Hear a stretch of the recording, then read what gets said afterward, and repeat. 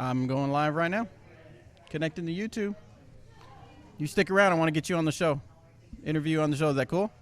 Okay. Just a couple minutes. All right, we are live on YouTube. Hopefully you can hear me. I sound like I'm coming across a little loud, so I'll turn that down. We are going to confirm this, that we are live. I got a notification for it. Oh, you did good. There we are. We are at the store. Oh, hello. All right, we got people signing in. Let's go ahead and get you on the show to start off. Oh, just to tell you real quick, we are at the Dynamic Discs Emporia store. We're doing a live broadcast while we do a signature session here for the PDGA Junior Disc Golf World Championships. So we're going to answer some questions. We're going to record a regular Disc Golf Answer Man show, but we're also every now and then we're going to go ahead and we're going to interview some junior players that are here, just because it's really cool and exciting to have these junior players here in Emporia playing some disc golf. We're going to get this ready. We're going to kick off with this. Tell me, I know I talked to you last night, but I've talked to a lot of people, so remind me your name and where you're from. I'm Logan Fuller from East Jordan, Michigan. And how is your Junior Worlds going here in Emporia? It's going pretty well. My first two rounds weren't so great. Okay. My third round was better, and then my first round today was all right. Yeah. Yeah. All right. I'm having a good time though. So. You're having a good time. What are some of the events that you took part of here in Emporia? Well, of course the tournament play. Right. And then I did some of the field events. Took third in the distance competition. Oh, nice. How far was the throw? 447. Woo, that's pretty good. Yeah. Last night I went to the zoo. Yeah. For you interviewed. Yeah. And I've done some other things. Nice. Tell us a little bit. We've been asking different people because it's just interesting story to find out. How did you discover disc golf? Well, my dad, he started when he was in high school, I think. And he's been playing for over 30 years. So I've known disc golf all my life. Yeah. But I really started getting into it like 2.5 years ago, about around there. What's kind of your story about how you made it all the way here to Junior Worlds, though? Well, my dad got me into it, and I started playing and playing and playing and practicing and practicing and practicing, and then I got to know the disc golf community around my area, and they helped me along. They helped me along and taught me some things and got me out throwing, got me excited to play disc golf, and then when open registration opened for this, my dad, he took a day off work because I was doing my 8th grade graduation that day. Okay. And he took a day off work and got me signed up for Worlds. So. That's awesome. Very cool. You had mentioned something about the disc golf community kind of helping you. Yeah. To explain how important that is to be involved in the disc golf community in your area. It's huge for me because I know, like, my mom and I have been posting pictures and stuff on Facebook, and I haven't got nothing but good feedback from that kind of thing. So, I'm getting good feedback, and I'm feeling good about myself when I get that feedback, and it makes me want to go out there. Even if I have a bad round, it makes me want to go do better. That's awesome. So that's good. Yeah. All right, well, thanks for sitting down with us, and we wish you the best of luck on the rest of your rounds. All right, thank you. Thanks. All right, good stuff. Learning more and more about people out here in Emporia, Kansas, doing cool things, playing disc golf, and heating up out there in the heat. It is quite warm. Heating up. Heating up. So we're gonna answer some regular questions from the Disc Golf Answer Man question form. I'm gonna hit record. We're gonna do like a regular segment. This is gonna be part 2. You'll have, if you've just tuned in from YouTube, you weren't following us on Facebook, you're gonna have 2 episodes this week. So, let's get him some cards. Bonus coverage. You have to tell me when you're gonna talk, Jeremy. There you go. Now say it. Bonus coverage. There you go. Well, I turned it down so you don't hear the table noise. So there you go. I'm holding it might be better. So, all right, where am I at? You got me confused. All right, we were gonna go record the audio episode. You ready? Oh yeah. Actually, let's check in with the YouTube. The YouTube folks. Why don't I have a chat on my YouTube? That's because I don't have. Have a good day, guys. Good luck. Here we go. Is Robert Sneaky McCall there? I'm here. He's here. Sneaky McCall. I didn't know. Yes. Salek says sound is only on the left side. Yes, I apologize for that. There was some equipment that I didn't grab when we came over here to do the setup here in the store, and so you're only going to hear it on the left channel. But just bear with us, and we will give you the full stereo questions answering stuff. No. My left ear works better than my right. You're right. Anyway, so no, Salek, you're So not you the guys only are one. welcome. This is an interesting question. Hey, Eric, would you stay with DD if they didn't have the EMAC Truth in the lineup? No. Negative. I'm just here for the EMAC Truth. Yeah, Day one that was. Need an EMAC truth. All right. Let's. I'm gonna. Have Whoa. we talked about the discontinued molds? Oh, Hey, production no. ones? again. Here we go. No, have we talked about the discontinued EMAC? The disc or Hey-o. you? The disc or Oh. Right? Shots fired. Shots fired. All right. you? Too many let's- people love that disc. That's for darn sure. And they love Alright. those birdies that come along with it. All right. So let's get the audio portion started. I'll start recording here so we can get the second episode. Hey, everybody. Welcome to this episode of the Disc Golf Answerman. I am Bobby Cool Daddy Slick Breeze. I have with. Oh, that was a new one. You like that one? Is this That might be a part new one. 2? Like, are these going to be Part- together or This separate? is no. This is going to be Two. separate. So Dang, part okay. 2. Do. So hopefully you've caught the first part. We are out at the Dynamic Discs Emporia store, as we mentioned in part 1. And we're interviewing players. We're answering questions. Just having a great time out here during our little signature session here in the Emporia store. We actually have, I recognize Miles over here. We're going to get him on the show to interview him if he wants to have a seat.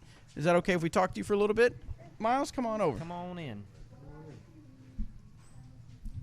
So, tell us where you're from, Miles. I'm from Gray, Maine. And how long have you been playing disc golf? This September will be 3 years. 3 years. Mhm. Tell us some of the things you've learned since starting playing disc golf and helping improve your form and stuff like that.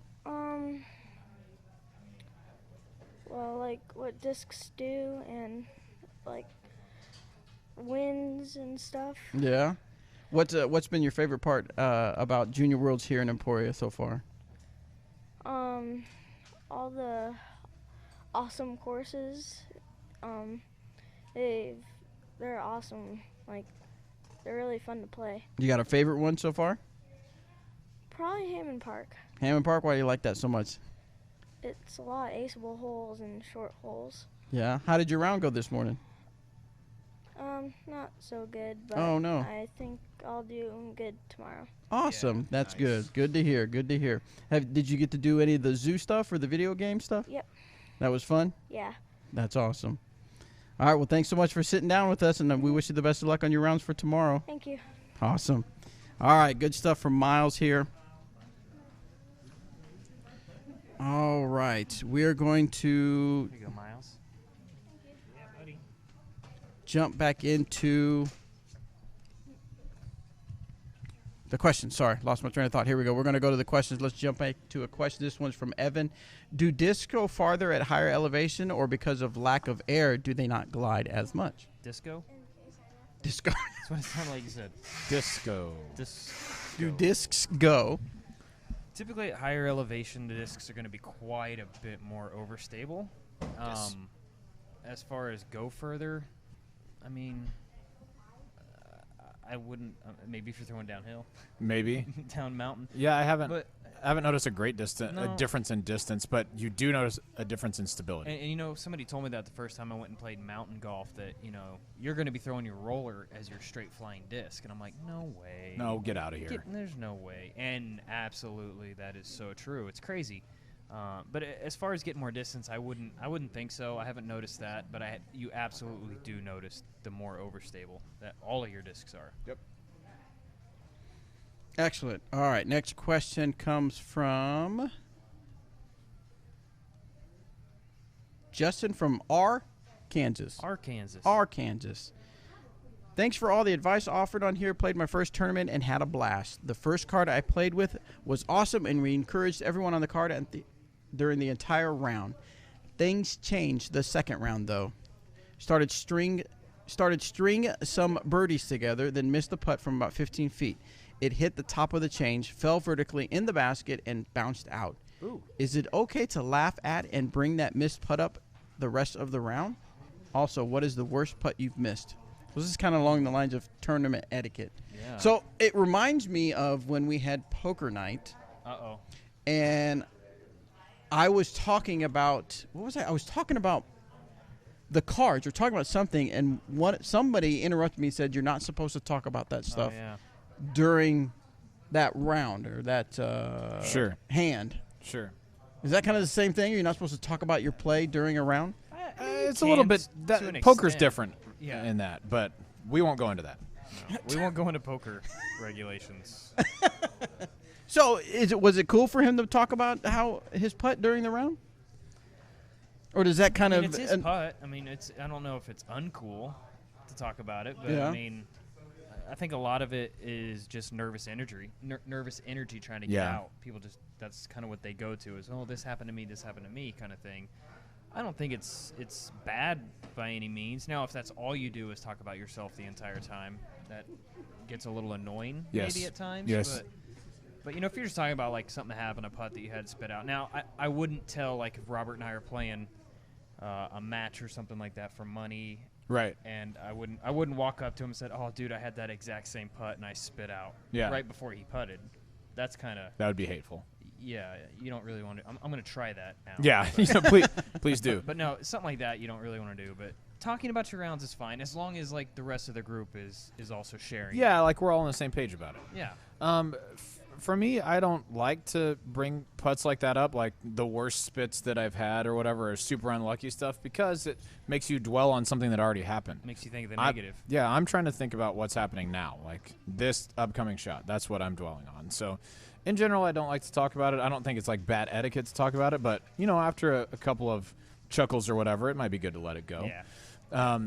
He also said, what's the worst putt we've ever had or whatever? My first tournament putt is one of the ones that I remember being really terrible. I was super duper nervous. It was you really had to throw a forehand off the tee, and I didn't have a good forehand, but I just threw one anyway and got to like 12 feet, and I was stoked. It was my first tournament, and as I said earlier, I was like, I'm the best in the game. I'm for sure going to beat everybody. I didn't really think that, but I was like, yeah, this is easy. And from 12 feet, I promise I missed the basket to the right by like 3 feet. It was one of the worst misses I've ever had. I almost missed the comeback from 12 feet, like from there. Would you have just left? Yeah, that would have been the end. Straight off the that would have been the end. Your And then career was one. And then I may have never been on Disc Golf Answer Man. Hey. What a tragedy, or a blessing, depending on how you look at it. It's true. It's true. All right, we have with us to sat down Miss Paige Bjerkes. Hello. How are you doing, Paige? Great. How Good. are you doing? Now, you're here working at the store, but you just got back from doing disc golfing, touring. That's the word I was looking for. Tell us a little about the different courses you played and how it's been out there on the road. It's been so awesome.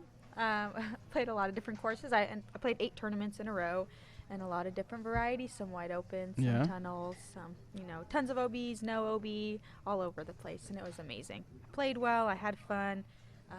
And it's cool to see, like, I play a lot of these tournaments, and it's cool to see the little changes each year that goes on in each tournament, to see it get better and better. Okay. So. Now, I know while you're here in Emporia, you play, tournament rounds here and stuff like that at the weekly minis and stuff like that. But what's it like going on the big stage competing? You've got some of the top pros out there and stuff like that you're competing with. What's that like? Oh, it's so different. I play so much better when I'm playing at big tournaments or any, with good competition. And I'm not sure why, but it's just I look at it so differently. Mini and Emporia is fun because I usually get to play with like my dad or someone who's a lot more relaxed, and I'm a little competitive. But stepping onto like a course, knowing that there's money on the line, knowing there's people watching, knowing that I need to prove myself and that I can play well, it's so different. So I attack it, differently. I approach holes differently. I try to be smarter, sometimes I'm more aggressive, but, just depends on the course. All right, so we are here in Emporia at the Junior World Champion. Of course, you are a Junior World Champion yourself. Yes. What year was that? 2010. Yes, last year? No. Good year. Good year, because Eric won his world title. 2010. And so remind me what division it was? Junior girls 16 and under. Okay. Talk to us. Tell us what's going on through the juniors' heads that you went through, things that went through your mind as you were playing toward winning a world championship. Honestly, it wasn't very competitive at the time. I was rated like 100 points higher than the other girls. Okay. So, I mean, I didn't really have that focus and Right. everything, and I just tried to have fun, and I actually had like a 975 rated round as a 13-year-old girl. Like, That's I don't know awesome. what it was. I guess I was just really relaxed and Yeah. was having fun, and it was pretty cool. I was there, and she was jamming That- putts, like straight up.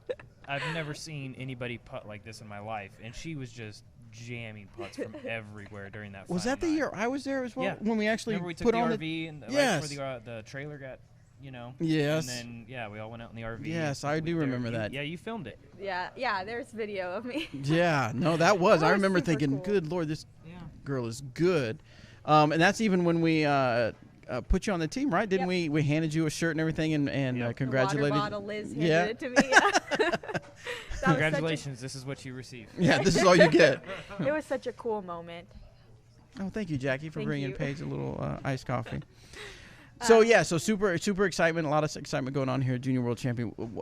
What advice would you give these juniors? I mean, we've only got some of them are done for the day. We've got two semis and final round tomorrow.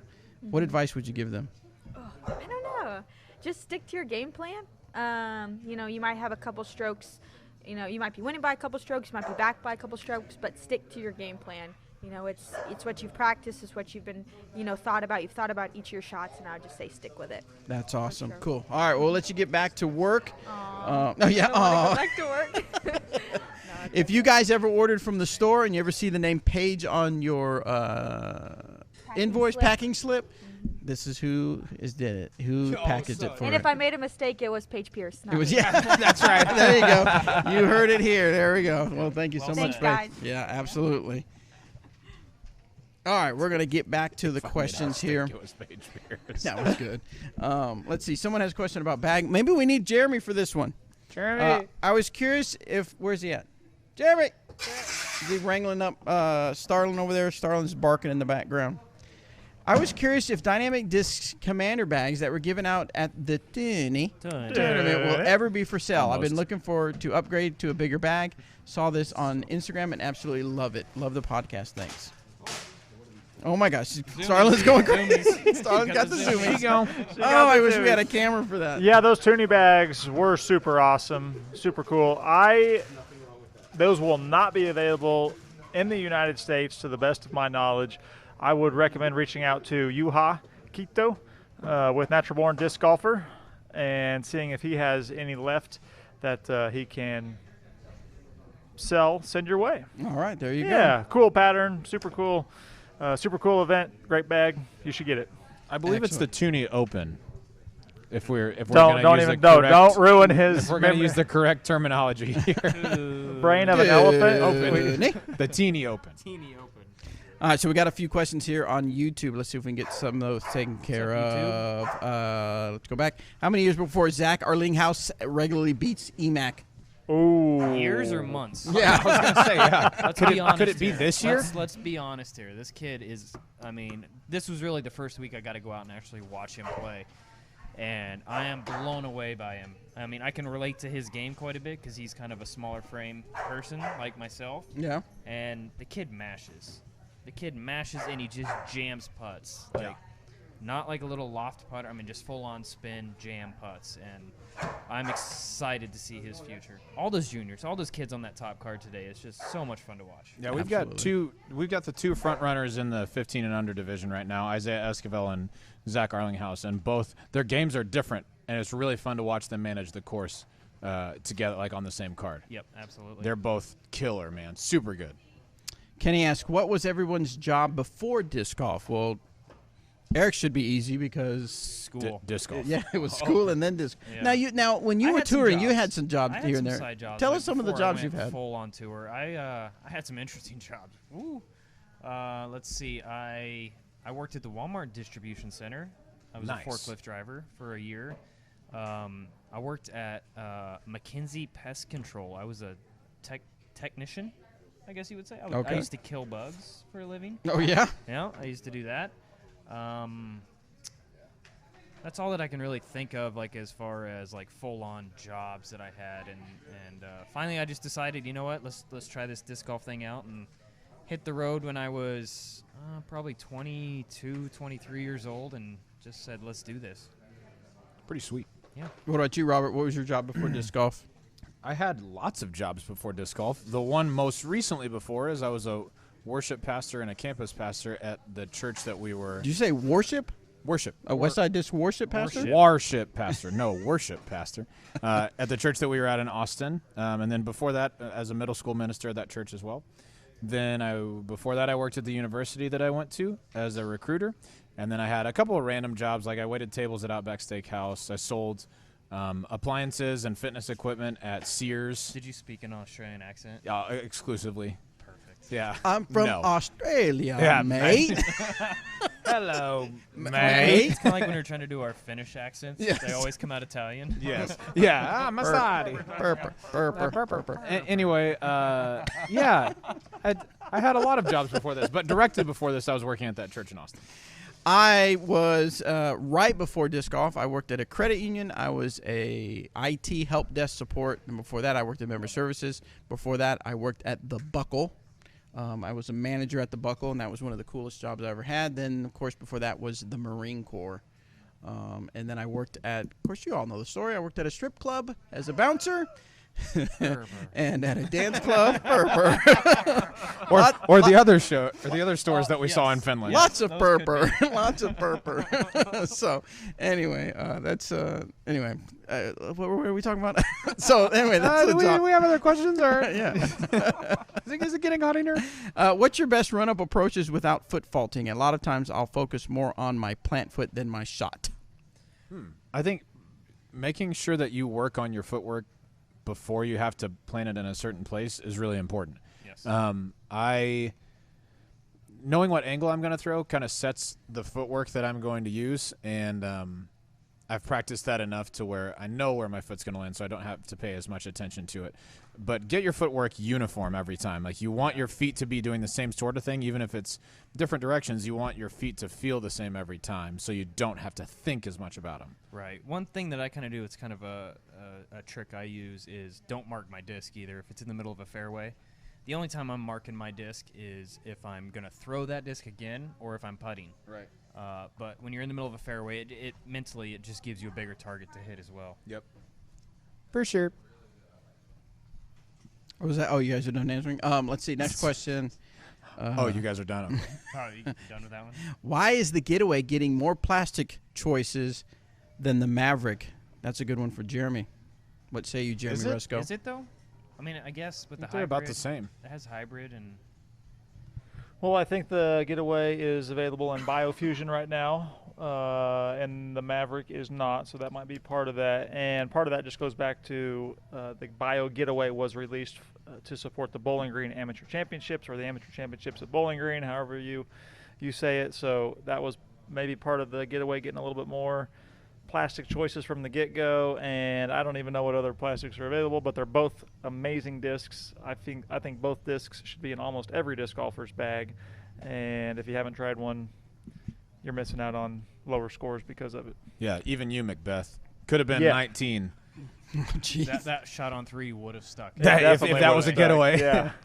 Hey, but for real though, brief break. How about an 18 under on toboggan? Yeah. Unbelievable. I've played there, and that's just stupid. That's just amazing. Unreal. Yeah. And awesome to see it on ESPN too. Yeah. The that breakdown. minute and a half second awesome. or whatever. That was super duper cool.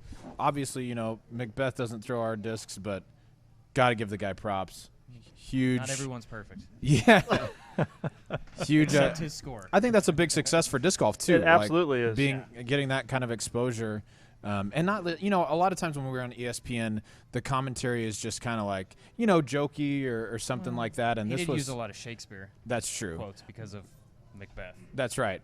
But at least it wasn't pointing at disc golf. It was just his name. Yeah. Yeah. It was awesome. It was That was really cool to see. So hats off to you, Macbeth. Well done. Absolutely. Yeah, I think stuff like that's what's going to get more people, more kids, more people that see it to want to play disc golf. So super important for disc golf to actually be seen in more than one throw, one ace form on ESPN. Yes, Nathan, my head is shiny. Thank you for pointing that out. Powder. Yeah, should we start? Yes. Maybe I need a budget for some makeup for putting it on the powder. Approved. Whatever you need, Bobby. I've told you. Remember we were at Yuha? Yuha Quito was on being interviewed at the Yuha Quito. What is it? You said Quito. He is a cutie. Yuha Quito. Anyway, I screwed that up. I messed it up earlier. He was being interviewed for on a TV show, and he had makeup on. I thought it was interesting. Anyway, let's move on. Cool one asked, question for Eric. We missed you at the Zielinski Masters at Lemon Lake. Are you playing Masters 2019 at Maple Hill? I did miss you guys there, too. And, yes, I will be playing the 2019 Masters at Maple Hill.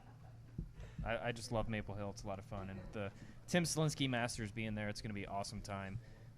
It's going to be tough competition, too. I mean, it's just crazy how, every year the Masters division gets harder and harder. Right. It's pretty awesome. So I'm looking forward to that one, and obviously looking forward to Masters Worlds here in, about a month? Just under a month, so up in Kansas City. So, yep. Yeah. Yeah, what are our plans for that, Jeremy, for Masters World? We have an RV. It likes you driving it. No, it doesn't. It specifically does not like Bobby driving I know that it. for a fact. Yeah. I know for a fact you don't party. You do not party. Yeah, we absolutely will be at the Master World Championships, having Scott Reek be the tournament director there. We've had a close relationship with Scott for a long time, and we are the presenting sponsor of that World Championship, so we're super excited to be there. And yes, if it's not booked on your calendar, it was booked a long time ago. Oh, it was, yes. It's on my calendar. Let's see. Next question comes from Greg. He asks, hey, Disc Golf Answer Man crew, I have two questions for you guys. The first is, how does the dome of a disc affect how they fly? Are flatter discs less stable than domey? Not always. Yeah, it depends on the disc. It really does. Like if it's a fairway driver, the flatter ones tend to be like the Felon, for instance. There's a lot of really flat top Felons that are super overstable. Right. And the ones that came out with a little bit more dome, they kind of have a little bit straighter flight to them before they fade out. Go to mid-ranges. It seems like the more dome that they have, the more stable they are. Right. And I would say similar for high-speed drivers as well. So it just kind of varies on the mold, really, to be honest with you. Right. For me, in drivers especially, I see it on flatter ones, they tend to have more lateral movement. So a little bit more turn and a little bit more fade, whereas ones with dome tend to be a little bit more consistent throughout the flight. That's why I like them, but they also feel good to me, too. Yeah, nothing better than a domey disc in my hand, for my personal opinion. Yep. Let's see. His second part is, what effect does increased spin have on flight? If you have two throws with everything being equal except spin speed, how would the flights differ? I know that increased airspeed causes the disc to be less stable, but I've been wondering whether spin speed adds to the effect. Thank you for all you guys do. Spin it to win it. Okay. I think that's what somebody said one time. Yeah. The price is right. You spin it. That's right. That's right. A little yodeling man. The more spin that a disc has on it, the more it wants to stay in the air, right? Because and that's what gets discs to glide. Because when we see discs slow down and spin, that's when they start fading out to the left. That's what's causing them to do that. So, the difference between the two would be one would fade out a lot more quickly than the other. One would go a little bit farther than the other, and that would be the one that was spinning faster. Excellent. Let's move on to the next question. Why did it get quiet and calm all of a sudden? Well, the second round for the day starts at 2 o'clock. Oh, that's true. Photographer in the store here. Yeah. And so I would say that most of the junior players are getting warmed up out at the different courses, ready to go for their fifth round of the tournament. Okay, so let's talk about this. Someone asked me, why does Junior Worlds have 6 rounds? 6 rounds in a final 9. Yeah, and Pro and Worlds pros only played 4. I'm sure this has been debated over and over, but let's get our opinion. I don't get it. We'd have to ask the PDGA. Would you? This year, Pro Worlds is 5 rounds. Oh, okay. So they did put bring around- they did bring it. I right, like 'cause- having a couple more than 4. I like five to to six 6 is good. the sweet spot. Yeah. And I think that because cream rises to the top. You know, after that many rounds of golf, you're going to get a true champion out of it. How many? Let's say every Worlds in the past was only 4 rounds. How many times would Climo have won? Would he have won? Yeah, who knows? 12 times. Who knows? I He wouldn't have won yours. Yeah, I would not have won mine. So I don't know. It's up and down on what you actually do there, what your opinion is on it. But I'm with Robert. I think 5 to 6 rounds is what World should be, and a final. There has to be a final 9. Yeah, an exhibition Every year final 9. There wasn't not, one not last even year, exhibition. right? I mean, it needs to count. Wasn't there only 4 rounds? No 4 finals. rounds. That's it. Yeah. Why the final 9? Why is that a big So deal? that everybody can watch the ending. Yeah. Oh, okay. Yeah, It that makes get sense. big galleries. You know, Yeah. get people watching. It looks better on video. Bobby, you know that. Why are you asking me that? I was wondering Why you know this? Because obviously, it looks better with. Hundreds and hundreds of people down lining the fairways. Maybe Yeah. if 1,000 No, yeah, people absolutely. lining the fairways as opposed to just, other. Yeah, you know what Bobby- I'm saying. Bobby, I have a question I saw on YouTube that I think is a good one for us. Yes. Cool one asked disc question. The Discraft Comet is unique. Does Trilogy have a Comet type disc? Thank you. I think I hear people ask about this a lot, and the disc I'm going to say doesn't feel like a Comet at all, but I think it can do a lot of the things that a Comet does, and that's the Latitude 64 fuse. If you talk to It feels like a smaller Tomas, one. yeah, a little bit. It doesn't have a bead like Yeah. the Comet does, but if you talk to Tomas Ekstrom from Latitude 64, he's the disc designer. He'll say that the fuse is the best disc he ever made, and I watched him throw that. Amazingly. When we played a couple of practice rounds, and it's just money, like super duper neutral. Started on a line, and it's going to hold that line if you throw it right, if you throw it smoothly. So I think that's probably the closest thing I've seen to a Comet as far as flight goes. It doesn't feel the same, but the flight I think is pretty unique. Yep. Excellent. Question from Phil. Hey, guys, is it illegal to take a step towards the basket while putting when outside the circle if I release before my foot lands? No. And that's, It is not illegal. There's no. I mean, that's if like ands or go buts about it, watch. right? Yeah, go watch Ulibarri's step putt. His left foot is in front of the mini, and he lets the disc go before it hits the ground. Some people argue Sometimes. that he doesn't, but Not always, Yeah, in the heat of the moment, it's hard to tell It without. is. It's impossible. Yeah, piecing it out. But yeah, you can start your momentum forward. Your foot can even be on your other foot that's not behind the mini can be on the way to the ground. As long as you let the disc go and your supporting point is behind the mini, you're good to go. Yes. Why do you suppose people point that out so much?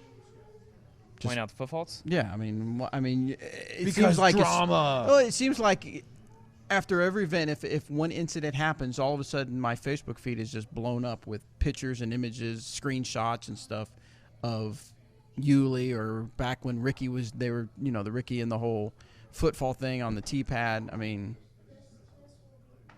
and the Gotta bottom have li- something to talk about. Yeah. I guess.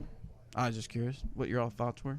I think it's I can't stand it personally when people, because it's not. You're not there and you're not on the card. Yeah, and you don't understand. It's impossible to tell that at real time. Right. If And it's a foot fault or not. so if the players on the card don't call it, it might as well have not happened. Yeah. You can go back and look at video all you want to, but as long as it's the player's responsibility to enforce the rules. If Eric and I are playing together and I foot fault and he doesn't say anything, it might as well have not happened. And there's no one there to second it, so Right. doesn't matter. Well, even if there was, they wouldn't because I've never foot faulted Except once. that one time. I did, And yeah. we did call it on you. and I threw Looks it like in. the fuse. Yes. And it ended up just being a birdie instead of an eagle. And it The was fuse with a stupid. good answer. Someone said they got an ace with a fuse last Sunday, and someone Nice. says a recycled fuse. Nice. So Cool One says, I'll order a fuse. Fuse it up. Sweet. Fuse it up, baby. All right, so we have another guest here. He's not a junior, as you can tell. But I don't know. He looks awfully might be. junior. he's kind of a little guy. Little guy. yeah. So this is Brian Shintaku. Yep, you kind of got it. Kind of Kind of got it. Tell me. Shintaku. Shintaku. It's like your shin taco. Taku. Yeah, taco. But we affectionately call him Taco here at Dynamic Discs. Introduce yourself, what you do here at Dynamic Discs. So my name is Brian Shintaku. A lot of people call me Nice to meet you, Taco. Brian. Hey, hey guys. Hey, what do people call you? No. So my title here at Dynamic Disc is Team Manager, Westside Disc, Latitude 64, and Dynamic Disc. Okay. Robert's title was Team Manager of Dynamic Disc, so now he's He the got team fired, director. right? Yep. Okay. Sorry, Robert. It's okay, though. Later, guys. Deuces.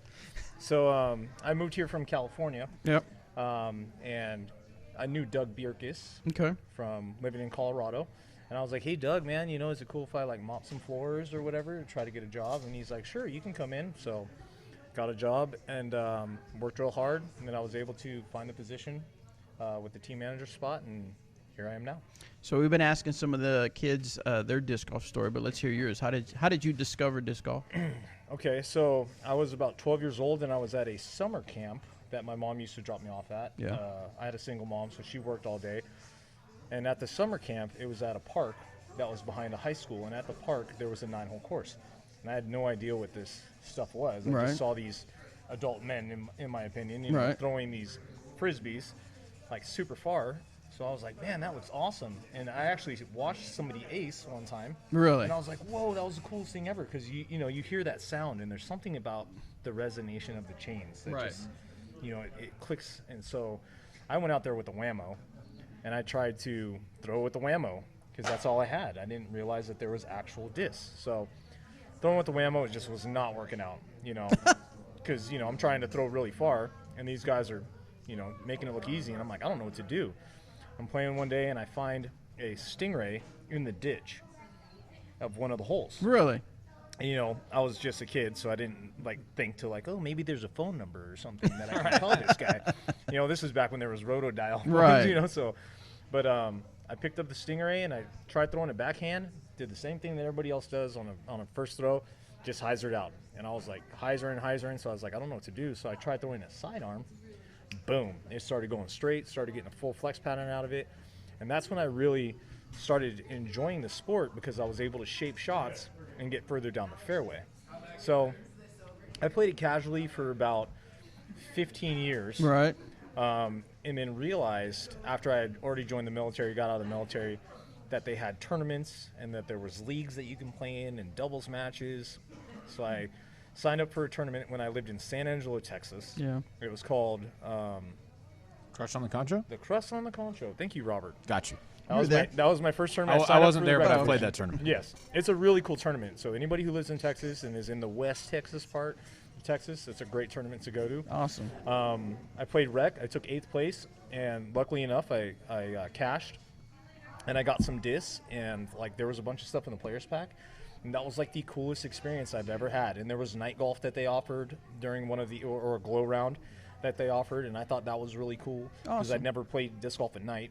You know, it's just like, that's hard enough during the day, let alone, you know, not see anything. And but I just immediately was hooked. You know, there's something about it. All the people were really cool, accepting to, like, you know, any player basically that was out there. So I was really fortunate, and just kind of, you know, snowball effect from there. That's awesome.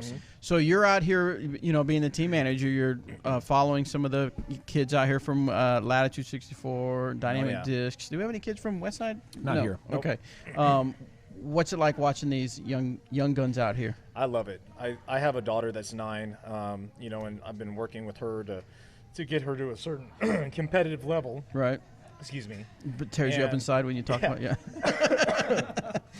Yes. Proud father moment. Right.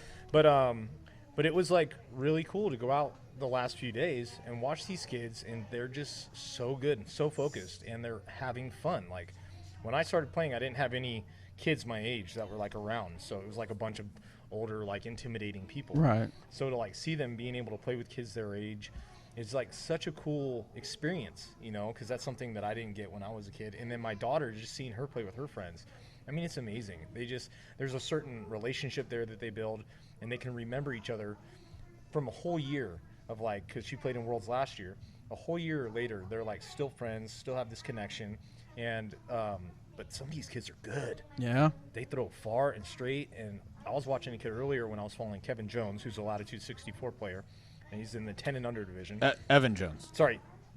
Kevin Jones is a pro discus, and He's he throws really far too. Sorry, Evan Jones. Sorry about that, Evan, and Chris. But I was watching a kid on his card, and I don't think he missed a putt inside the circle. Really? Like, it was pretty amazing, you know. And this is a 10 and under division. And I'm just like, man, I wish I had that guy's putt. You know, so it's been really cool. And then, you know, we have a couple of the older guys that are 18 and under, and these guys throw a mile. I mean, and they're just getting the full, you know, 3-turn shots during the long distance. I videotaped some of that, and it was like, whoa. And they're throwing into headwinds, and it's still going 450 plus. So it was pretty impressive. Like, I'm really loving it, though. This is, you know, I feel like the juniors are going to be the future for the sport. You know, amateurs and juniors, that's where I feel like, you know, that's where we need people to come in, because if it's not for them, they're the next generation of pro disc golfers. Right. You know, so pretty soon, next 5 years, we're going to see a lot of these guys named, I think, on leaderboards, and they're just real good. So your daughter's playing in the event. Yes. And you live here in Emporia. But what's kind of something you would tell people that are thinking, you know, oh, I should have been there, and I'm going to be for 2019. What's some of the advice you want to give them as far as coming out to Emporia and playing in the event? If not just to come out and see the area as far as all the disc golf courses and experience the Dynamic Disc retail store and the warehouse, just the fact that you can think of it as a vacation, because there's so much stuff to do outside of actually playing the rounds. After the rounds, you know, there was the skate night and then the pinball and arcade stuff. I heard a lot of people had fun at the Shodio. You know, so there's just a bunch of stuff. So if disc golf aside, you can still consider it a vacation, and it's a really good time. Like, that's how I consider disc golf tournaments that I play. I'm like, oh, this is my vacation. Right. You know, because I can still enjoy it. And, you know, there's competitive side, but you also get the fun side. So I think just thinking of it as something that you can enjoy as a family.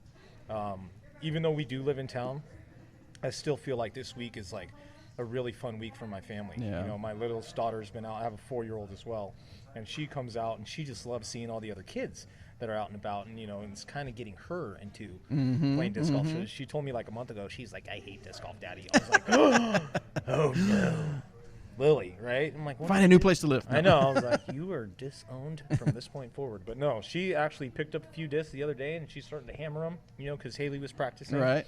So Starlet here smells my dog. So I'm checking it out. Well, that's awesome. Well, but yeah. It's been, the week would be great for anybody to come out. So all the parents out there that are thinking about taking their kids, I feel like it's totally worth the investment. And it's, if anything, you're going to have memories that your kids will cherish and remember the rest of their life. That's awesome. That'll be great. Well, thanks for coming on the show, Brian. We'll let you get back to getting out there and watching and I can't, what's your 4-year-old's name again? Lily. I can't imagine her not having a good time no matter where she's at. Yeah. Yeah. So true. She has a great time no matter where she's at, so that's awesome. Yeah, she saw Hannah Leatherman a few minutes ago, and she was like, Daddy, can I go say hi to Hannah? And I was like, of course, go. Sure, man. She's like, I'll see you at the party, because the block party is in a few hours, so it's going to be fun. So that's awesome. Thank you for having me, guys. Yeah, absolutely. Thanks, Brian. Thanks, Taco. Yeah. A lot of people have been dubbing this as the Disc Golf Disneyland because of the Glassbone Open, and now for the kids, for the Junior Worlds for sure. Eric, I know you had mentioned, I don't know if this is a good time. I think so. Eric McCabe wants to get out and watch Isaiah. He's, of course, Isaiah and from Zach. Both of them are on the same card. Both on Team Dynamic Discs, and I know Eric enjoys encouraging the kids out there while they play, so we'll give him an official see you later. I enjoyed chastising the kids while they play. Right. Robert is the complete opposite. That was not a good shot. What were you thinking? I heard you say that to him. I'm like, yeah, that's not cool, man. That's not cool. That's not cool. Yeah, sorry. So if I walk up on your card, you know it's trouble. You better run the other way. We'll let Eric thanks, head out there, and thanks for Eric for being on the show for sure. We'll answer a few more questions and then wrap up the show here. What do we got? This one is from Zach. I throw 50-50 forehand, backhand. I find my forehand much easier to hit gaps with, but I throw all of my forehands flat and fairly low, so the only variance in shot shape will come from disc selection. For some reason, I can't comfortably throw with hyzer and hyzer release angles. What is the most consistent way to adjust the angle of release on a forehand shot? And should I use the wrist? Or is it better to keep my wrist straight and bend my elbow? Or is it something else entirely? So when you're working on adjusting angles on a forehand, and if you're not watching on video, you won't be able to see this, but there's kind of a few places where you can adjust angles. You can change your wrist angle, which is, I don't know, that's kind of hit and miss. You can change your elbow and arm angle, and then you can change your torso angle, right? And if I'm working on throwing a forehand on hyzer, you want to make sure that you're dipped over enough so that your arm is so that your hand is going to be below your elbow when it comes through. That's going to promote a hyzer release. Same thing with an anhyzer. You want to make sure that your body is high up enough so that your hand is over your elbow so that you can promote that angle. So when you are working on angles, those are the 3 points that you want to work on: your wrist, your elbow, and then your torso and hips. Excellent. I agree with all of those. All right, because you throw a lot of forehands. Because I throw a lot. No, dude. Hey, but speaking of, in Sweden, you threw a bunch of really good get out of trouble forehands. Do you know what?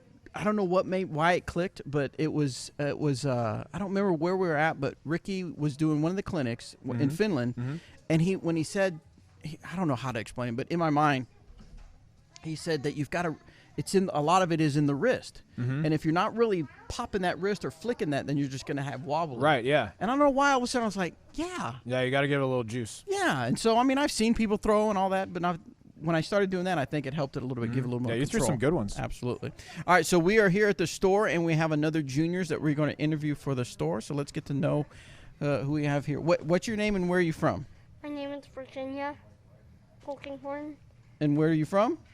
I'm from St. Louis, Missouri. Awesome. And how did your round go today? It went okay. A little rough around the edges. Yeah? So how has your whole experience been here playing Junior Worlds? It was good. I like the 18 holes. I am glad that they are doing 9 and 9. That's quite. It's good to practice before those, though. Yeah. It takes me like 5 or 4 holes to get warmed up. How long have you been playing disc golf? About 3 years seriously, and probably my whole life if it wasn't serious. I've been playing my whole life, but when I went into PGA, it was about 3 years ago. So you say your whole life. I forgot to ask, how old are you? I am 9, and I'm going to be 10 in August, so close. Playing all those years, what advice would you give a little kid that's thinking about playing disc golf? I'd say don't focus on giving the 2s or 3s. Focus on what you can get. Don't focus on what you can't. That's awesome. That's great advice. What's your game? Virginia is leading the junior girls 10 and under division by 32 throws right now. Whoa, you're in the lead by 32 strokes. That's awesome. Hey, she's pretty good. You may not have heard of her before, but you will. Virginia can play. I know who she is. That's awesome. So what advice or what tips can you give to people that want to be in the lead like you are?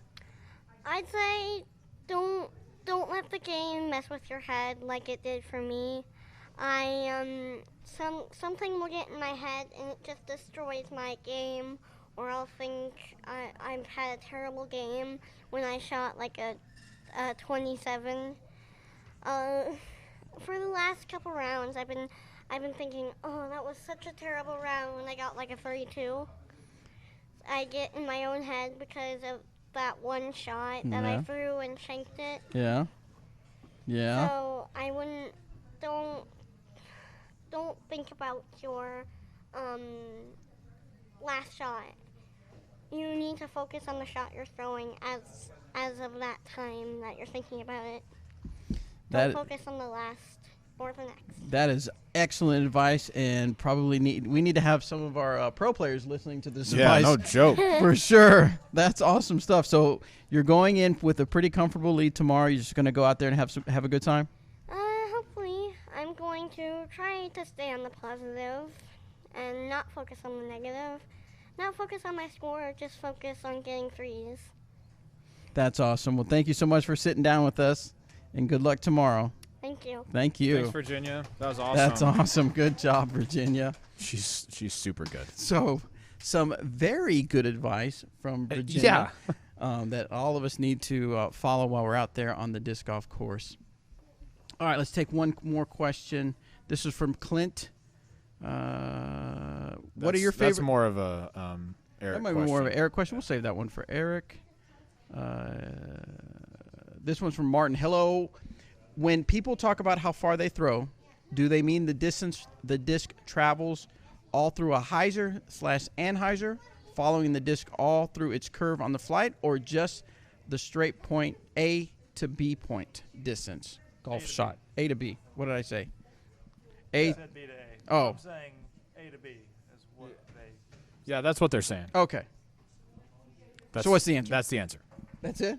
No, I think what they're saying is she's under the table here, Wendy. Yeah, when people are talking about how far they throw on the internet, it's not combined distance with all the stuff. It's just like, I'm standing here, my disc landed here, that's how far I throw. Now, because we know it's the internet and there is such thing as because internet he distance. says because I have a hard time understanding how so many amateurs claim they can throw 500 plus feet while I max out at perhaps 350. The honest to goodness truth is that some amateurs can throw way farther than professionals. That's just how it goes. Could it be that, like, I guess I'm thinking for me, I don't like, I always ask when I play with Robert and Eric, I always say, how far do you think that is? Because I'm terrible at distance, of knowing a distance and judging a distance. It could be that they're guessing poorly. Right, it's just a poor guess. And it sounds better to say 500. Definitely. The thing is that people don't understand, especially when they talk about internet distance, is like 500 feet is so much farther than you think it is. So is 400. What about 600? Well, okay, well, obviously that's far. Oh, but okay. I mean, people say, oh, yeah, I throw my golf shots about 400 feet. I don't think people understand really how long that is. I think they see a hole at their course that's 380 feet and it's slightly downhill, and they got past it once. And so they'll say, I throw 400 feet. No. That's something entirely different, right? So how some of them can throw farther is that they've got a lot of power and a lot of speed that they create. But the reason that they're amateurs is that sometimes they're not as proficient in other parts of their game, right? So until I play with somebody, I don't really give a lot of credence to what I read about them on the internet. Then I'll go play with like Silas Schultz is here. He's from Louisiana. They're from Louisiana, right? Yeah. Yeah, Baton Rouge. And I hear how far he throws from people, and then I watch him throw, and it's like, wow, that was a 500-foot shot. I watched that come out. So yeah, I mean, people can do that. They've got the form thing figured out. That's just how it is. Excellent. All right, guys, we're going to end the show with that question because our battery is getting low on our. And because Starlin's about to leave with Wendy. Yeah, Starlin's. That means the show's over. The show's over. Starlin's out. So we're going to end that here. Thank you guys so much for tuning in on the audio portion. Thank you for putting up with us being here at the store and all the store audio noise in the background. And, of course, you guys on YouTube, thanks for tuning in. It's been a fun time. We should be. And, of course, thanks to Starlin for the entertainment. And trying to eat my sandwich. And trying to eat the sandwich. So I'm actually kind of hungry, so I may go get a sandwich myself. But we're going to end here. We'll be back on a regularly scheduled podcast starting next week, right? Next Tuesday. We'll be going live here on YouTube and, of course, on iTunes and wherever you download the podcast. We'll be back on a regular schedule, and it should be good to go. We're going to go because Starlin's getting upset for some reason. So thanks, guys. We'll talk to you guys later.